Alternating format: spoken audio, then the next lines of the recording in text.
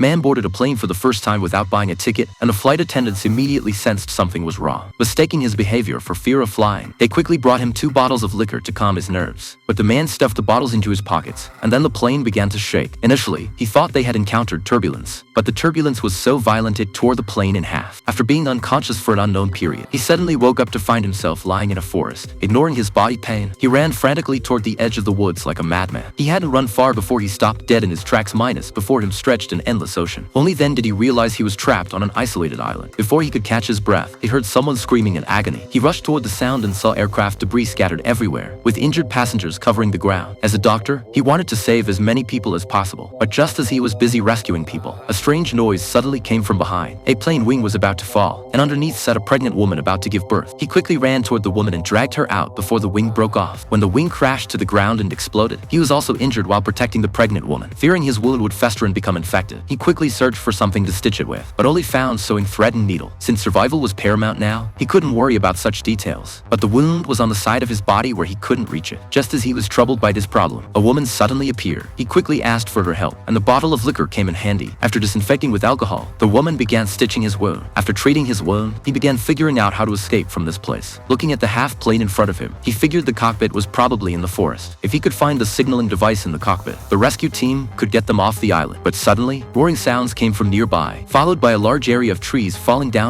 Some deadly monster was hiding in the forest. Soon the surroundings became quiet again, but the survivors didn't dare relax and could only huddle together for courage. Even when daylight came, these people's fear hadn't subsided, although he was also afraid. In order to leave this godforsaken place, he was determined to enter the forest to find the cockpit. Kate and Charlie also volunteered to follow him rather than wait here. They'd rather take their chances in the forest with him. Before long, it began pouring rain, but fortunately they finally found the cockpit. When they climbed in and looked around, they discovered all the first-class passengers were dead. But he couldn't worry about these corpses.